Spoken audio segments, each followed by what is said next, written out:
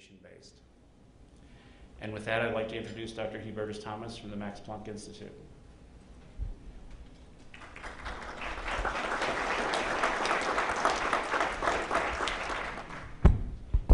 So the microphone is on. Thank you very much for the introduction. I will come down to you here, then I can better view the transparencies here.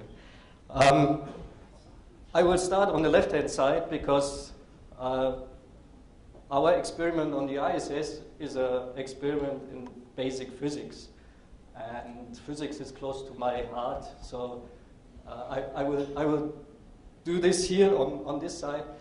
Please remind me that I go to the other side if I'm talking about the plasma medicine part.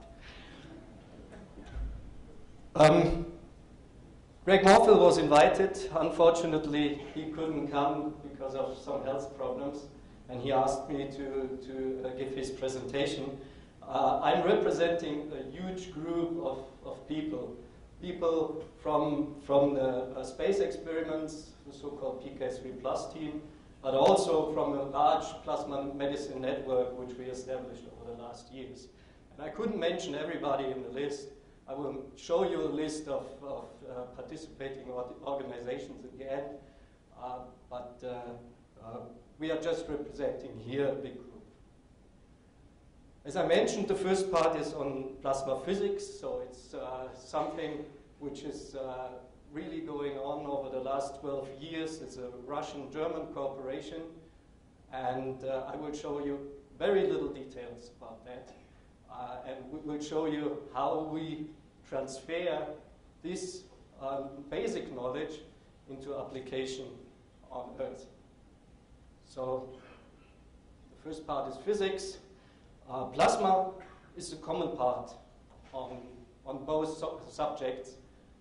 Plasma is the most disordered, the fourth state of matter. You all know.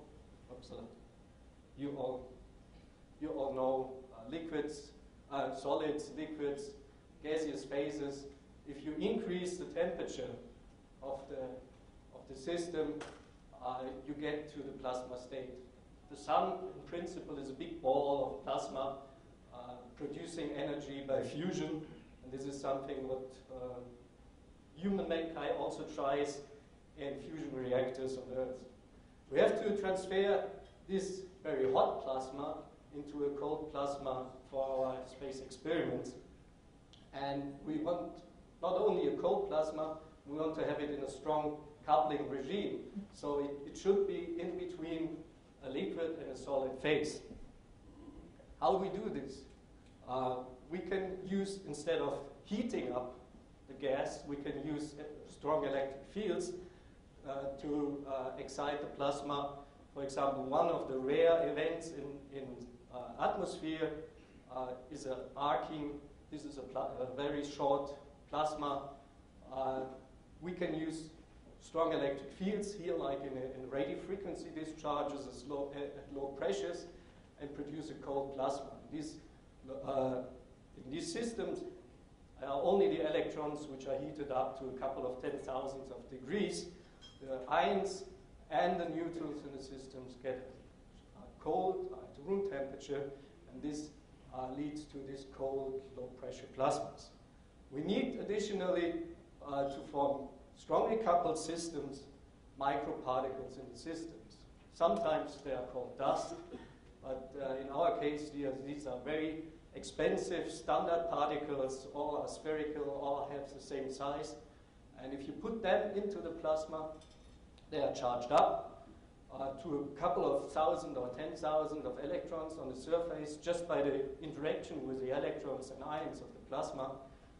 And then if you have these two particles interacting with each other with a strong electric fields, or strong electric charges, then you can form a very strongly coupled system, a liquid or even a solid. It's very similar to the complex fluids which you heard yesterday, nanoparticles or micron-particles in a liquid forming crystalline structures. Here we use bigger particles, also micron-particles, but the spacing between the particles is in the millimeter or tens of millimeter range. And with that, we can form a complex or dusty plasma. What are the features of such a complex plasma? You can observe every single particle in the system. These are these microparticles which are illuminated by a sheet of laser light, inverted for better viewing.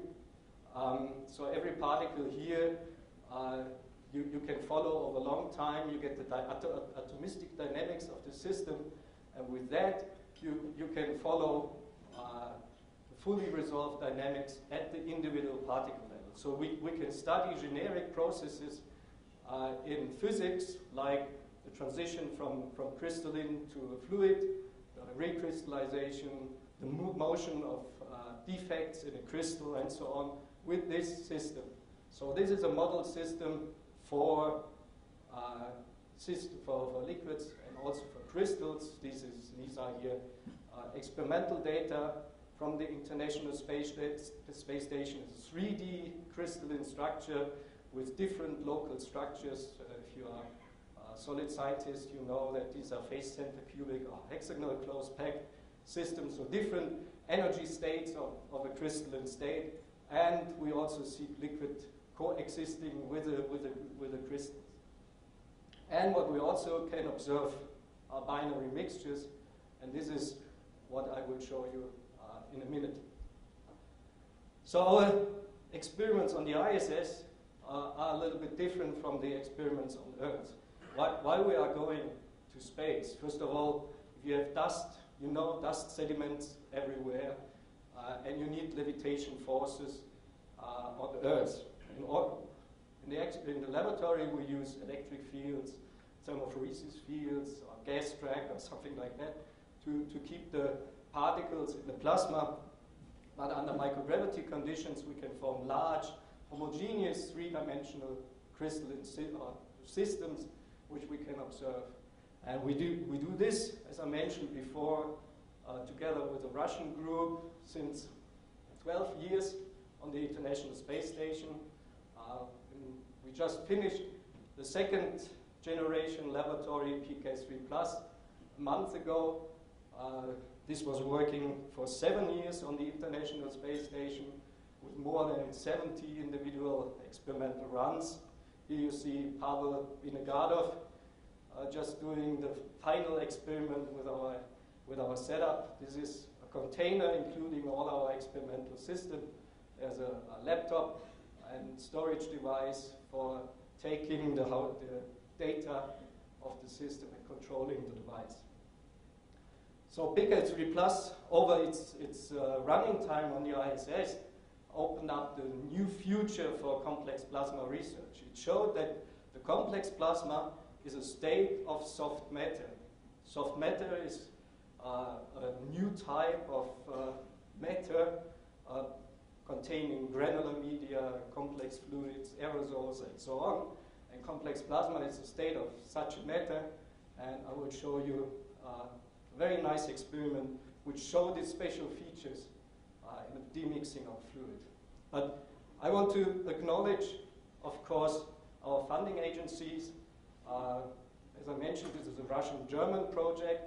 Germany, the DLR, the German Space Agency, and the Ministry of Economics, they are funding the hardware part of the experiment, and of course our group at the Max Planck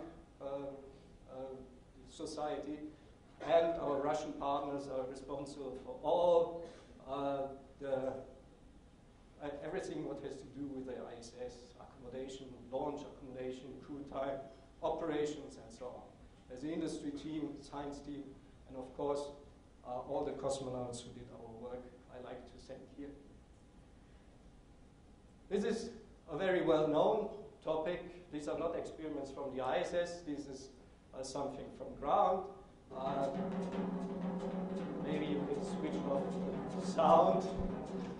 This just shows the different media, how they either demix or fully mix. This is water, ink in water, and you nicely see how the system is mixing up.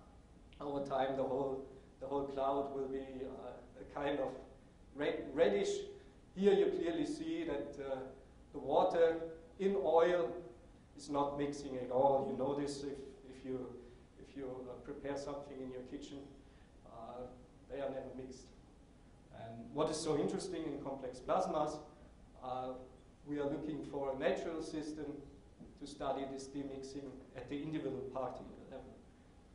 And this is what we did on the International Space Station with our experiment. This is a typical radio frequency discharge here. Between these two electrodes, we are forming the plasma. We are injecting particles. They are trapped in this field. And then we are injecting another smaller size of particles and look what happens when they penetrate through the cloud.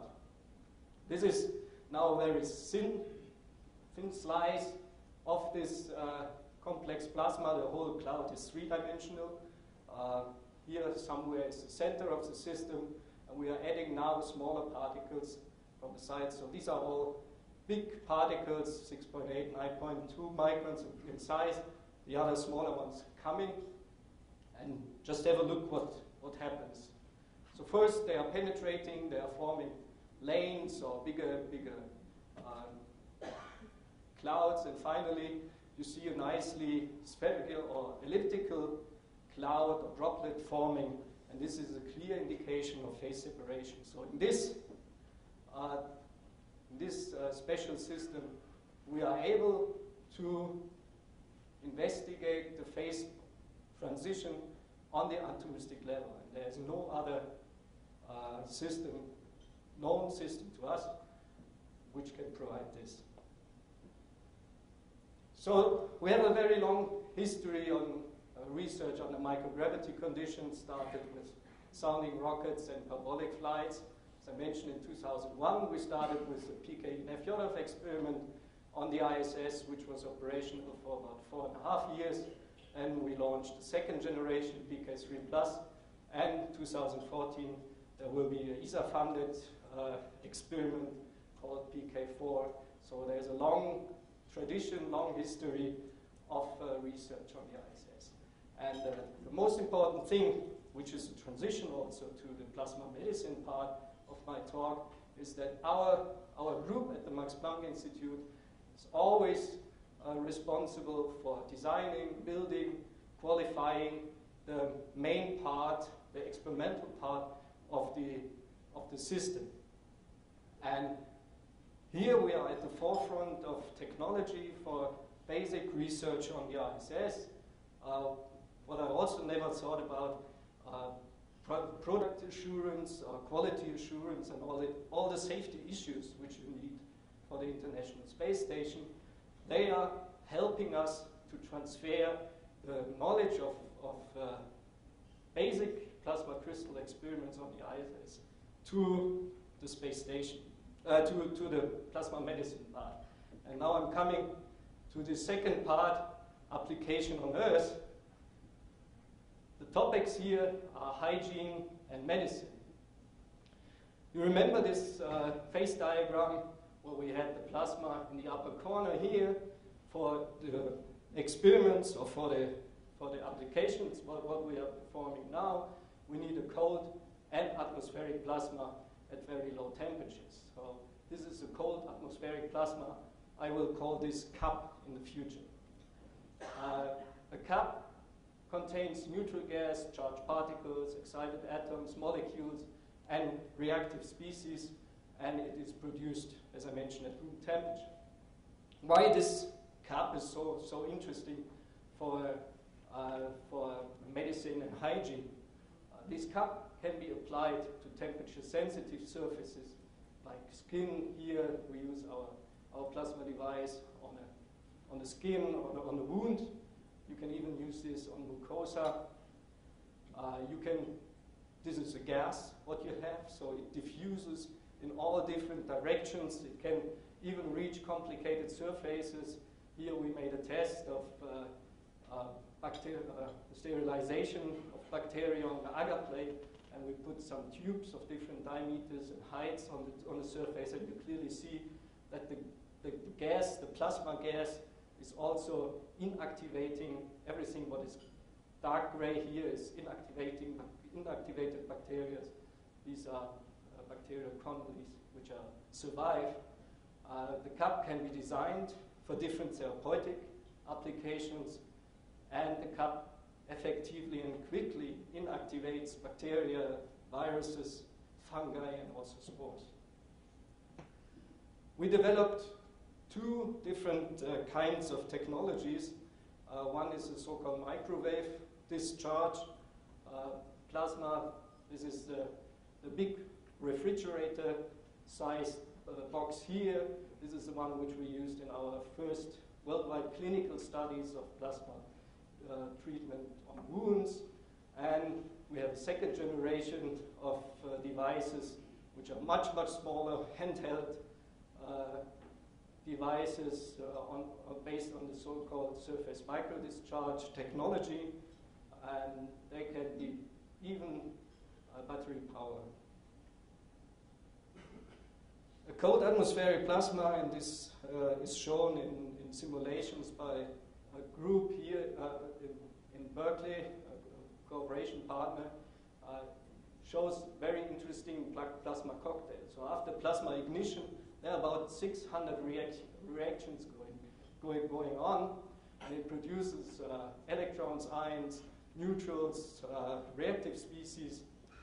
The plasma cocktail here shows a very interesting mixture of different kind of nitrogen and oxygen-based species. What is most important for our treatment, for our applications, are the neutral species, the reactive oxygen and nitrogen species. One very important topic of air plasma is that after ignition, you produce this very reactive component, but it reverts back to the original state, to air. So there's no residues, no waste disposal. Cold plasma is 100% environmental friendly topic.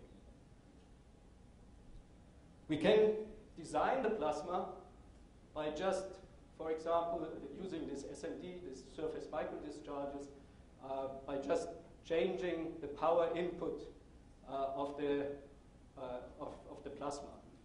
Here you see the ozone concentration depending on the operation time of the plasma device.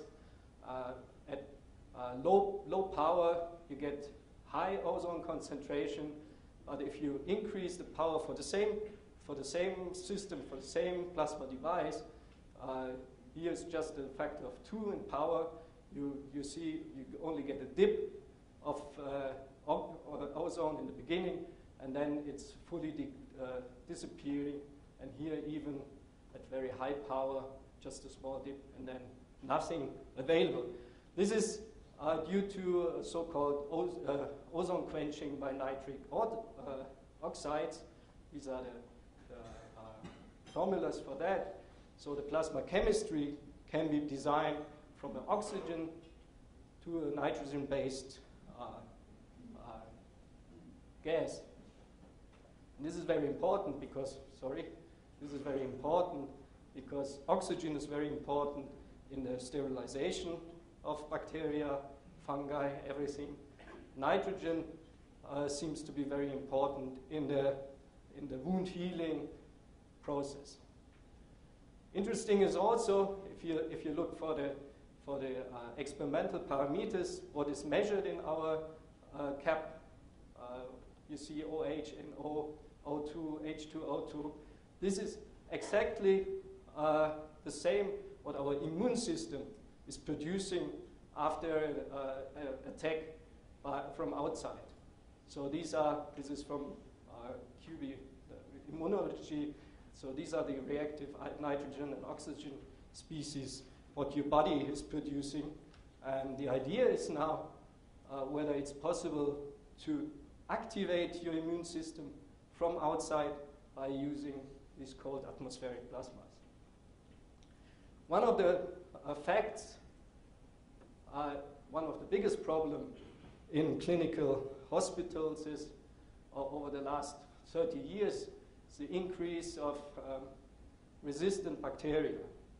This is the MRSA, the methicillin-resistant Staphylococcus aureus. You see its strong increase all over the world. The even more alarming thing is that the number of new registered antibiotics is really going down to about 1 per year.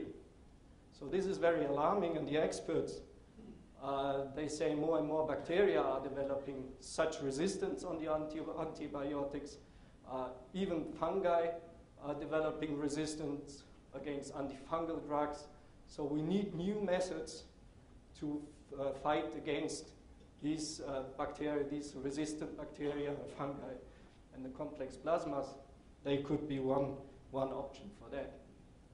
This is another fact here. If you look for the worldwide prevalence of MRSA, what I was shocked a little bit is that especially the developed countries like the US or also Western Europe has a very high prevalence of MRSA in the clinical hospitals. And this is a big problem of the developed countries.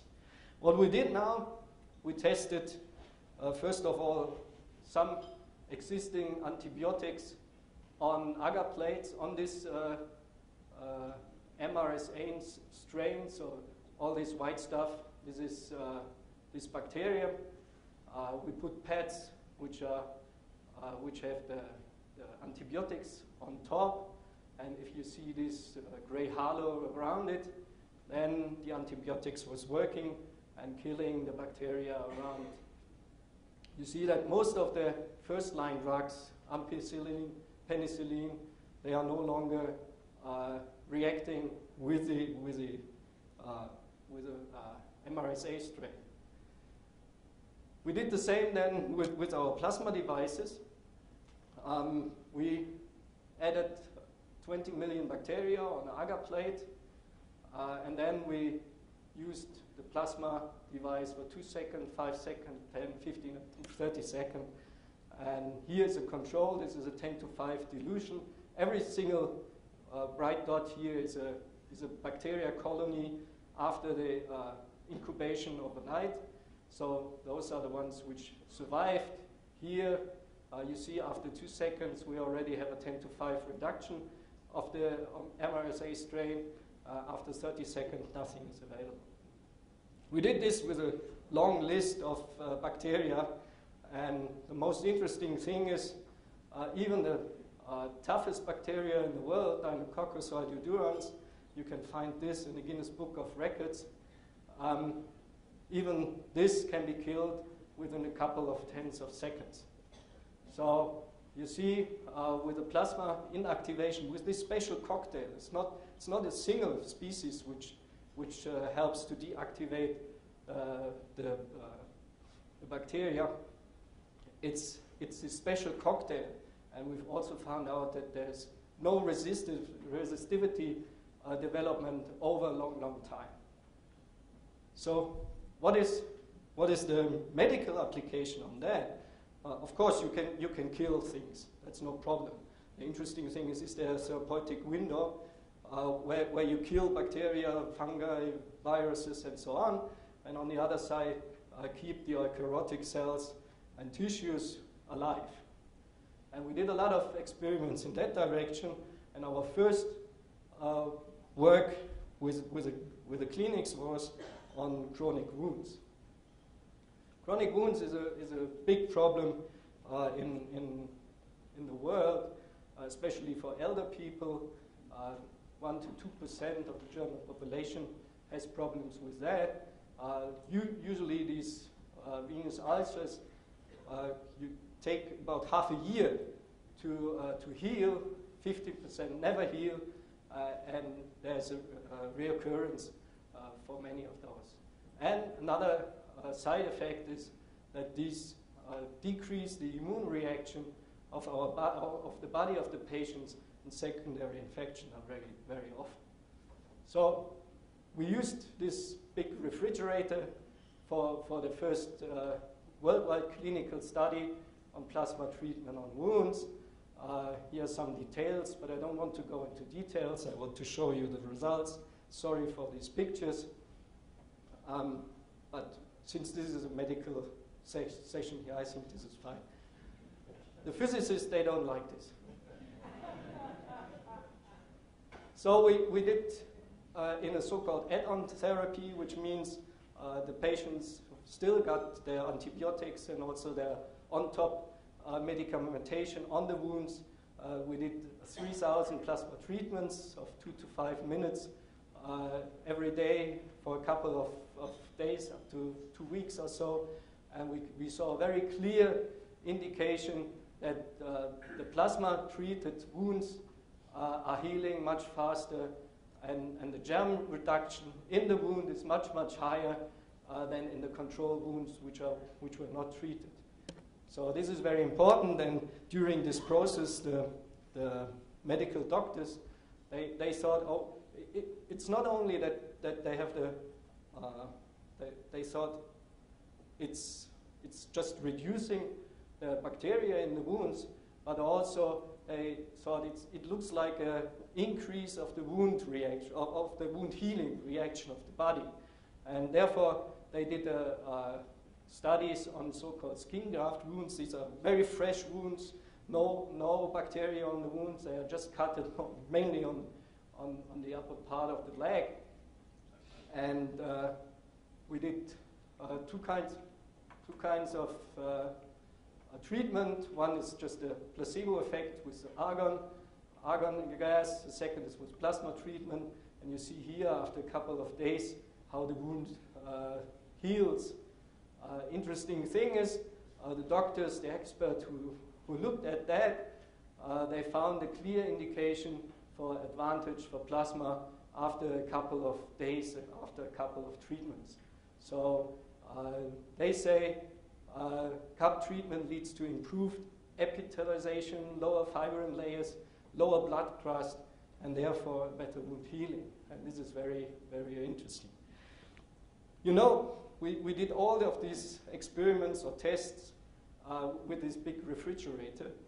Now we are preparing a new device which is much, much smaller. This is this handheld device which is not using argon, just air, and which shows very similar features.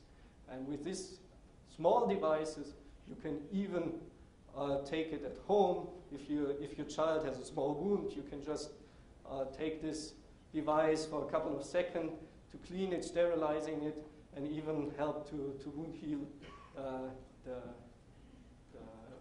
wound. So these are our future devices which we will develop. And what I show here, this is my final thing here. This is very interesting, and we did this with these small devices. This is cancer treatment. We took one of the most aggressive tumors which are available. This is a glioblastoma. This is a brain tumor. You see a picture here. This is the tumor. This is after surgery, and this is, look at the time frame here, 3 months later, there's already a relapse of the tumor, even at a slightly different position. So this is one of the, as I mentioned, highly aggressive tumors in the world, and the patients, they have a very poor prognosis of about 50 months lifetime. So after the cut of this tumor, we used the cell lines and tried, first of all, a standard treatment in the laboratory with a so-called chemotherapeuticum. This is TMZ. There are a couple of cell lines which were identified here, and you see almost no inhibition of the proliferation of the tumor cells. So this is the viable cells after the treatment with different amount of this chemotherapeuticum. You even see here one resistant cell line shows a proliferation instead of inhibition of the proliferation. So We did the same with our plasma device, with a couple of seconds of treatment, 30, 60, 90 seconds, and you clearly see a strong inhibition of the proliferation for all 3 cell lines. And this means, let's go to a combination treatment. What happens if you combine plasma and this chemotherapeuticum? First of all, this is the control, just one. If you use this cell line which is resistive, you get an increase of the proliferation after 60 seconds of cup treatment. You see a decrease to about 50%. And if you use additionally 60 seconds cup and this chemotherapeutic, then you even see that you get a decrease for this resistive cell line. So this shows a very interesting application for the future. Let me summarize the plasma medicine part. Possible applications for cups for these cold atmospheric plasmas in hygiene now, sterilization of medical equipment, hand disinfection. We already produced some devices where the doctors can put their hands in, and after 10 to 20 seconds, they have a similar disinfection like the hand washing of 3 minutes. And we are working on that. The water sterilization is another possibility to use. Possible applications in medicine are treatment of chronic wounds, treatment of different skin diseases. We are now working with different groups, looking for the treatment of herpes, looking for treatment of acne, and so on. So there's a big community growing on plasma medicine in the last couple of years. And as I mentioned just in the end, there's a possible challenging medical task in the treatment of accessible tumors. So this is in principle showing a lot of applications, but we are really at the beginning of the research. You have to carefully design these plasmas, you have to carefully test this for each application, and therefore you need a very long-term basic research. And you need the combination of physics, chemistry, biology, medicine, and finally, this is what we are working at. We have a very huge team, as I mentioned, for this space experiments and also for the plasma medicine, even broader interdisciplinary field of view. So, in the end, I just want to request to the officials of the agencies, believe in basic research, believe in the scientists doing basic research, because you never know what will be the outcome. And the prognosis, if someone would have told us when we started the complex plasma research on the ISS, you will use this in medicine. No, never. So you never know what will happen. So if you advance the technology, if you gain know-how, at one point something very interesting is happening, and this is what we did. Thank you very much.